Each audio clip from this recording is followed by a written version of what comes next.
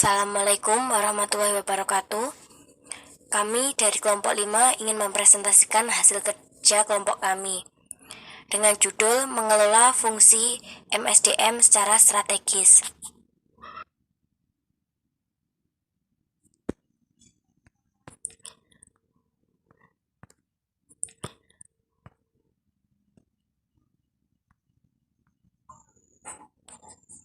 Sebelumnya, perkenalkan anggota kelompok kami. Yang pertama ada Vina Ayuning Karisma dengan NPM 1901010173. Yang kedua ada Syahrial Ahmad Mufid dengan NPM 1901010178. Yang ketiga ada Dea Safitri dengan NPM 1901010183. Dan yang terakhir ada Anissa Pramesdewi dengan NPM 1901010189.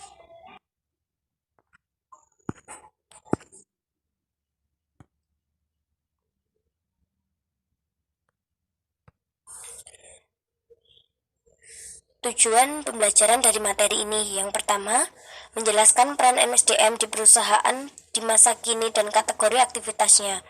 Yang kedua, mendiskusikan bagaimana peran MSDM dapat misi dan pasarannya. Yang ketiga, menjelaskan pendekatan untuk evaluasi efektivitas praktik-praktik MSDM. Yang keempat, menjelaskan struktur baru dan fungsi MSDM. Yang kelima, menjelaskan bagaimana ahli daya aktivitas MSDM dapat memperbaiki efisien dan efektivitas penyaluran layanan. Yang keenam, mendiskusikan tipe-tipe teknologi baru yang dapat memperbaiki efektivitas dan efisien MSDM. Dan yang terakhir, menyebutkan kompensasi yang dibutuhkan eksekutif MSDM yang menjadi rekan strategi dalam perusahaan. Aktivitas MSDM. Untuk memahami transformasi yang terjadi dalam MSDM, kita harus memahami dulu aktivitas MSDM dalam hal nilai dan strategisnya. Aktivitas biasanya seperti manajemen kinerja, pelatihan, rekrutmen, seleksi, kompensasi, dan relasi karyawan adalah mur dan baut dari MSDM. Aktivitas seperti ini memiliki nilai strategis yang moderat, lantaran seringkali membentuk praktik dan sistem untuk memastikan eksekusi strategi. Aktivitas transaksional menciptakan kapabilitas dan adaptabilitas jangka panjang bagi perusahaan. Aktivitas ini meliputi manajemen pengetahuan, pengembangan manajemen, perubahan budaya, dan pembaruan serta penyasaran ulang strategi. Tentu saja, hal ini akan memiliki nilai strategi terbesar bagi perusahaan.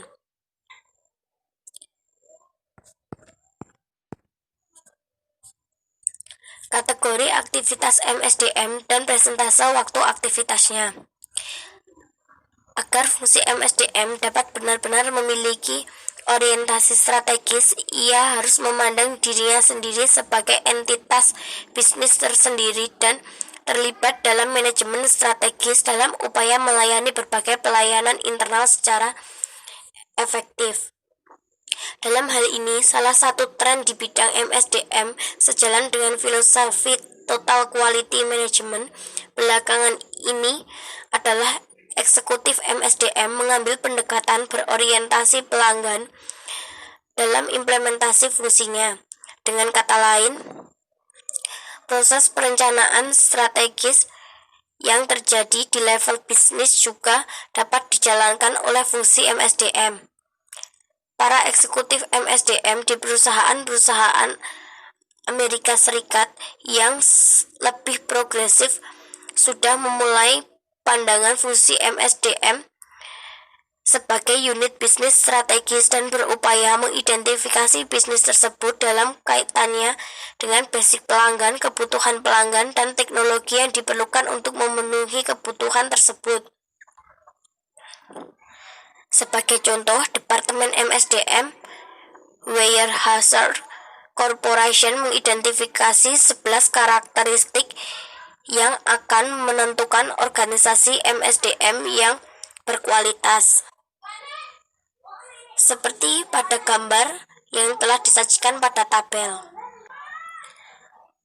Meliputi transformasional 5-15%, manajemen pengetahuan, pengarahan dan pembaruan strategi, pembaruan kultural, pengembangan manajemen tradisional 15-30%, meliputi rekrutmen dan seleksi, pelatihan, manajemen kinerja, kompensasi, dan hubungan karyawan. Dan yang terakhir, transaksional 65-75%, meliputi administrasi tunjangan, pencatatan, dan layanan karyawan.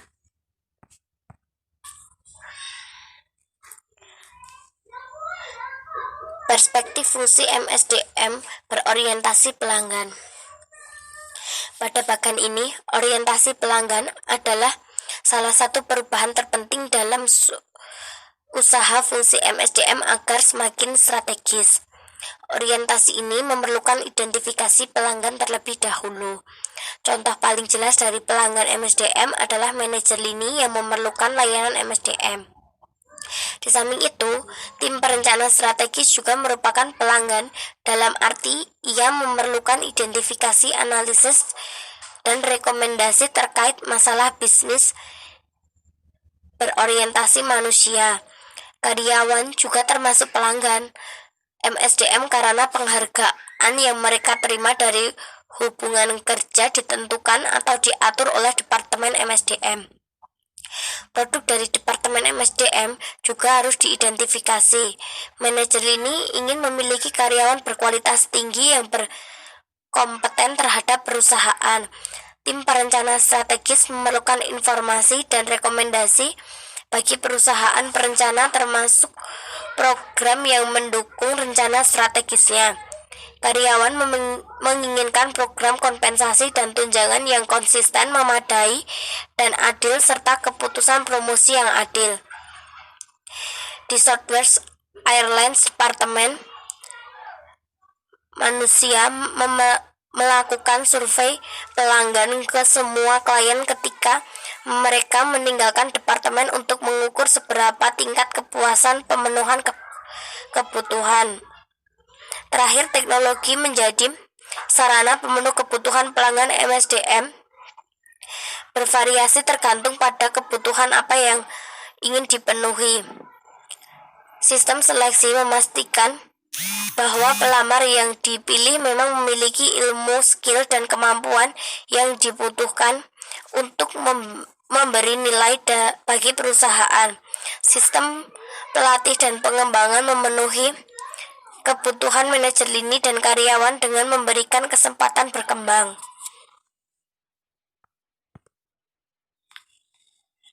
Pengelolaan strategis terhadap fungsi MSDM. Dalam hal ini, salah satu tren di bidang MSDM sejalan dengan filosofi Total Quality Management belakangan ini adalah eksekutif SDM mengambil pendekatan berorientasi pelanggan dalam implementasi fungsinya. Dengan kata lain, proses perencanaan strategis yang terjadi di level bisnis juga dapat dijalankan oleh fungsi MSDM. Para eksekutif SDM di perusahaan-perusahaan Amerika Serikat yang lebih progresif sudah mulai memandang fungsi MSDM sebagai unit bisnis strategis dan berupaya mendefinisikan bisnis tersebut dalam kaitan hasil pelanggan, kebutuhan pelanggan, dan teknologi yang diperlukan untuk memenuhi kebutuhan pelanggan. Sebagai contoh, Departemen SDM dari Weyerhaeuser Corporation mengidentifikasi karakteristik yang akan menentukan organisasi SDM yang berkualitas dan akan dijelaskan di slide selanjutnya.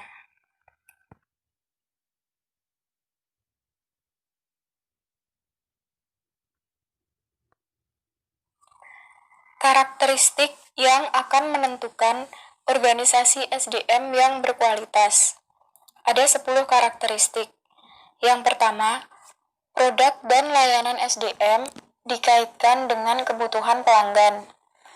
Yang kedua, kebutuhan pelanggan diwujudkan dalam aplikasi layanan internal. Yang ketiga, proses produksi barang dan jasa didokumentasikan dengan pemahaman hubungan antara biaya dan nilai. Yang keempat, metode yang andal dan proses bahan baku sudah dijalankan.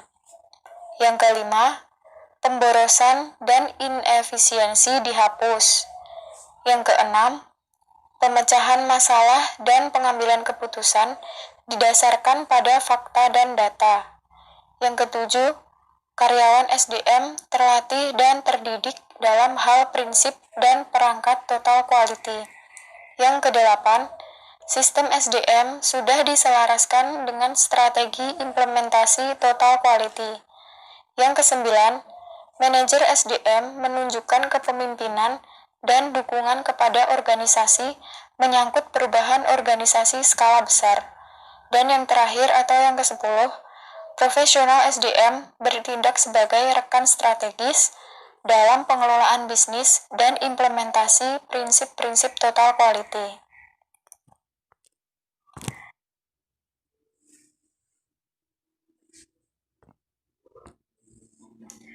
Proses dasar dari strategi SDM. Yang pertama, mengamati lingkungan luar. Fungsi tersebut terlebih dahulu memindai lingkungan untuk menentukan tren atau peristiwa yang mungkin memiliki dampak terhadap organisasi. Misalnya, kemungkinan kelangkaan bakat di masa yang akan datang, meningkatnya populasi imigran, dan penuaan angkatan kerja. Kemudian yang kedua, mengenali isu bisnis strategis.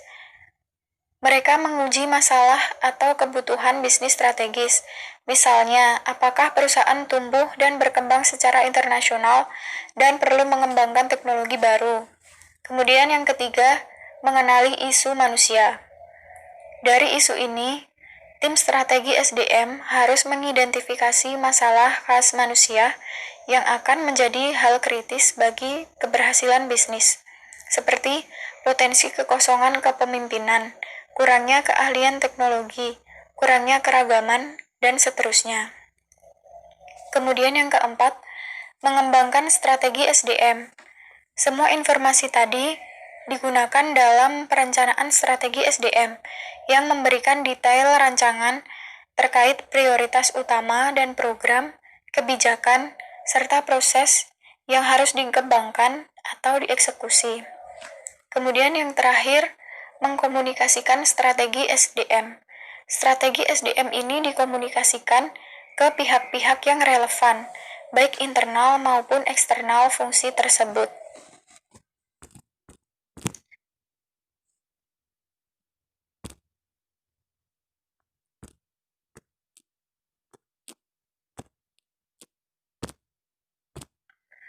Pelibatan line eksekutif.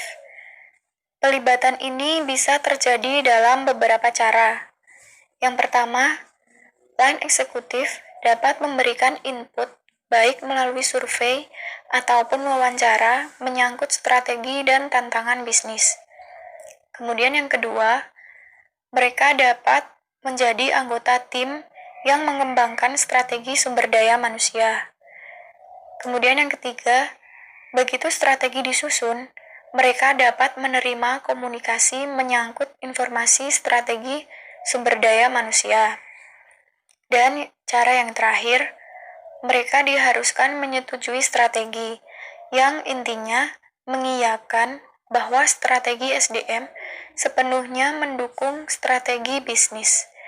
Mayoritas organisasi progresif menggunakan keempat jenis pelibatan ini, meminta input dari banyak eksekutif, memasukkan satu atau dua eksekutif ke dalam tim, mengkomunikasikan strategi sumber daya manusia kepada para eksekutif, dan meminta persetujuan formal dari tim eksekutif senior.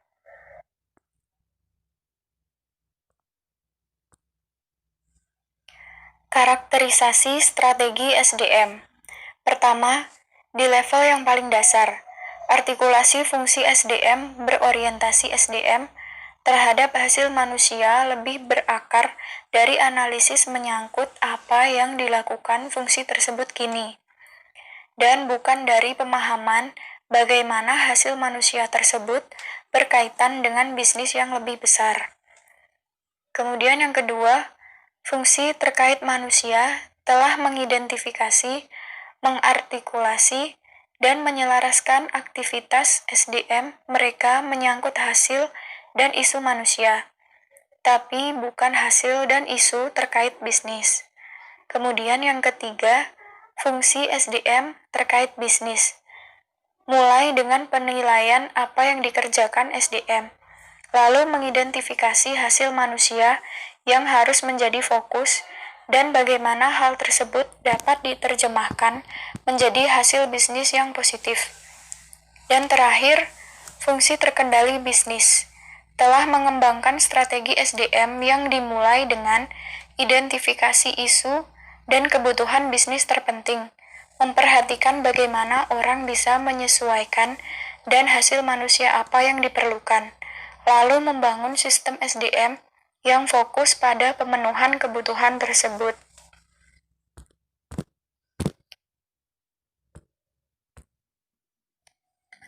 Mengukur efektivitas MSDM. Definisi: proses pengambilan keputusan strategis bagi fungsi MSDM menuntut pengambil keputusan memiliki kepekaan terhadap efektivitas fungsi MSDM yang ada. Informasi ini menyangkut proses, sistem, dan skill mana yang perlu diperbaiki dari karyawan. Di samping itu, keuntungan dari pengukuran efektivitas fungsi MSDM adalah sebagai berikut. Yang pertama, memasarkan fungsi. Evaluasi adalah tanda bagi manajer lain bahwa fungsi MSDM benar-benar peduli terhadap organisasi secara keseluruhan dan berusaha mendukung operasi, produksi, pemasaran, dan fungsi lain dari perusahaan. Informasi menyangkut penghematan biaya dan tunjangan sangat berguna untuk membuktikan kepada pelanggan internal bahwa praktik MSDM memang memiliki kontribusi terhadap bottom line. Informasi ini juga berguna bagi pencapaian bisnis lain bagi fungsi MSDM. Kemudian keuntungan yang kedua, memberikan akuntabilitas. Evaluasi membantu penentuan apakah fungsi MSDM memenuhi tujuannya serta apakah penggunaan anggaran sudah efektif.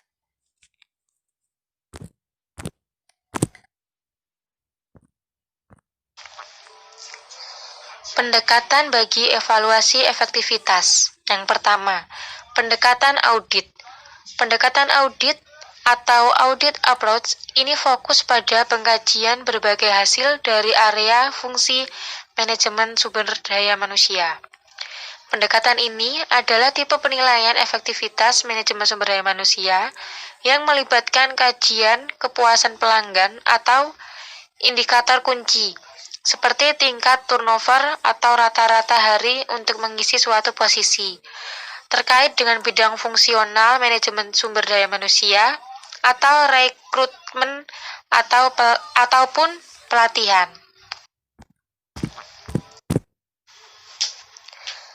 Pendekatan bagi evaluasi efektivitas yang kedua, pendekatan analisis. Pendekatan analisis atau analysis approach fokus pada yang pertama, penentuan apakah pengenalan program atau praktik seperti program pelatihan atau sistem kompensasi baru memang memiliki pengaruh sesuai yang diinginkan. Dan yang kedua, estimasi keuntungan dan kerugian finansial yang diakibatkan oleh praktik manajemen sumber daya manusia. Memperbaiki efektivitas manajemen sumber daya manusia. Dengan diterapkannya fungsi manajemen sumber daya manusia, dapat diperoleh informasi tentang bagaimana cara memperbaiki efektivitasnya dalam kontribusi terhadap daya saing perusahaan. Menggunakan cara yang pertama, 1. Restrukturisasi untuk memperbaiki efektivitas manajemen sumber daya manusia. Yang kedua, ahli daya dalam memperbaiki efektivitas manajemen sumber daya manusia. Yang ketiga, proses perencanaan ulang manajemen sumber daya manusia. Dan yang keempat, penggunaan teknologi baru sistem informasi manajemen sumber daya manusia.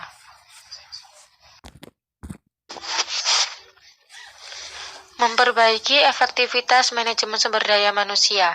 Yang pertama, restrukturisasi untuk memperbaiki efektivitas MSDM. Sejarah organisasi manajemen sumber daya manusia. Yang pertama, Wakil Presiden, manajemen sumber daya manusia, Direktur Personalia, Direktur Keuangan, Direktur Pelatihan dan Pengembangan, dan yang terakhir, Direktur Perencanaan. Yang kedua, struktur organisasi manajemen sumber daya manusia baru pusat keahlian. Yang pertama, Wakil Presiden, manajemen sumber daya manusia, pusat keahlian, staf lapangan, dan yang terakhir, pusat pelayanan. Memperbaiki efektivitas manajemen sumber daya manusia yang kedua. Alih daya untuk memperbaiki efektivitas manajemen sumber daya manusia.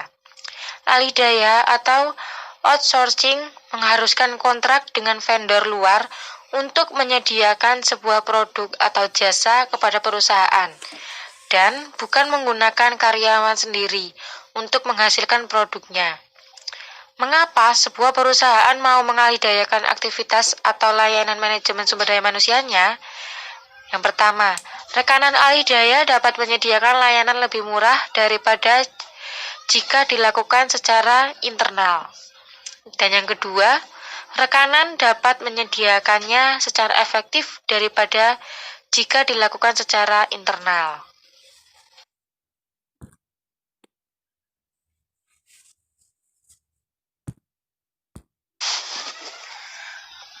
Memperbaiki efektivitas manajemen sumber daya manusia yang ketiga, yaitu proses perencanaan ulang manajemen sumber daya manusia.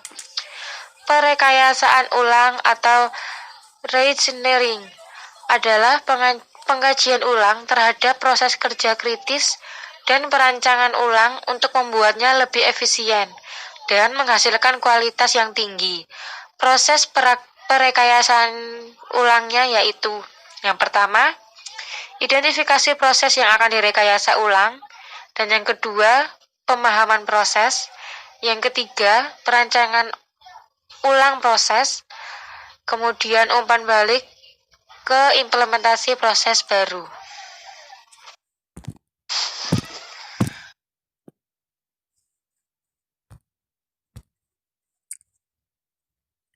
Yang selanjutnya masih soal memperbaiki efektivitas MSDM. Memperbaiki efektivitas MSDM yang keempat ada penggunaan teknologi baru saat sistem informasi MSDM. Yang pertama ada pengelolaan transaksi. Pengelolaan transaksi merupakan komputasi dan perhitungan yang digunakan untuk mengkaji dan mendokumentasikan praktik serta keputusan MSDM. Selanjutnya ada sistem pendukung keputusan. Merupakan sesuatu yang dirancang untuk membantu manajer memecahkan masalah. Yang terakhir ada sistem pakar. Sistem pakar ini merupakan sistem komputer yang memasukkan perilaku aturan keputusan manusia yang memiliki kepakaran di bidang tertentu.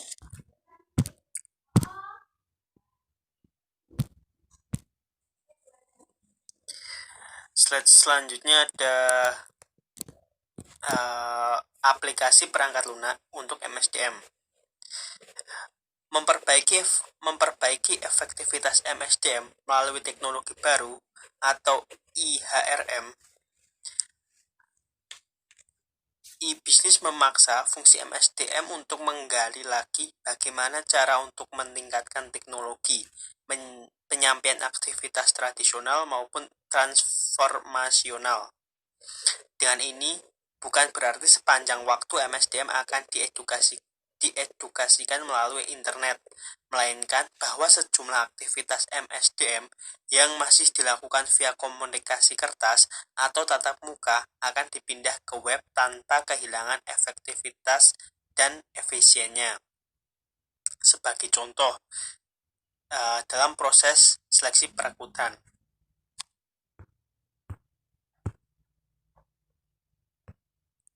Yang selanjutnya ada proses seleksi dan perekrutan. Proses perekrutan dan seleksi biasanya memerlukan proses tatap muka antara perusahaan perekrut dan calon karyawannya. Namun, teknologi mengubah proses itu.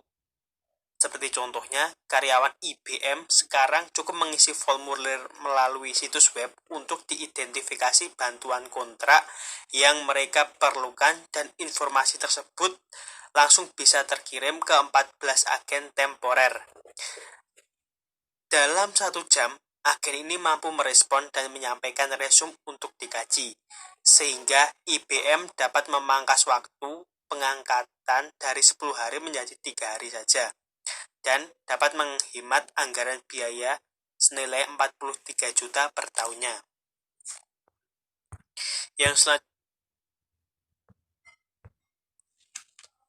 Yang selanjutnya ada bersaing melalui kelestarian perusahaan teknologi beralih ramah lingkungan. Seiring perusahaan teknologi menyadari bahwa sasaran produknya merupakan pengguna teknologi yang besar, banyak dari mereka yang merekayasa produk menjadi ramah lingkungan.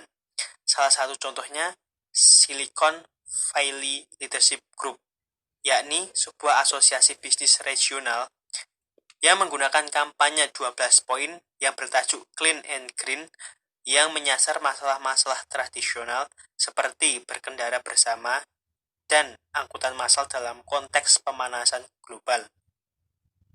Kontak bersaing melalui kelestarian lingkungan pada intinya menjelaskan bagaimana perusahaan teknologi mendorong tempat kerja yang lebih ramah lingkungan.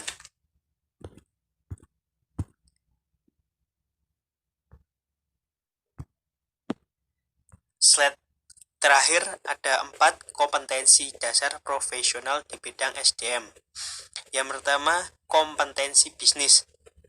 Mengetahui bisnis perusahaan dan memahami kemampuan keuangannya atau ekonominya. Yang kedua ada wawasan profesional. Taktik, praktik, state of the art MSDM di area seperti pengangkatan staf, pengembangan, penghargaan, desain organisasi, dan komunikasi. Yang ketiga ada manajemen proses perubahan. Dapat dicontohkan seperti diagnosis masalah, implementasi perubahan organisasi, dan evaluasi hasilnya. Yang terakhir ada kompetensi integritas, yaitu kemampuan untuk mengintegrasikan ketiga kompetensi lain untuk mengangkat nilai perusahaan.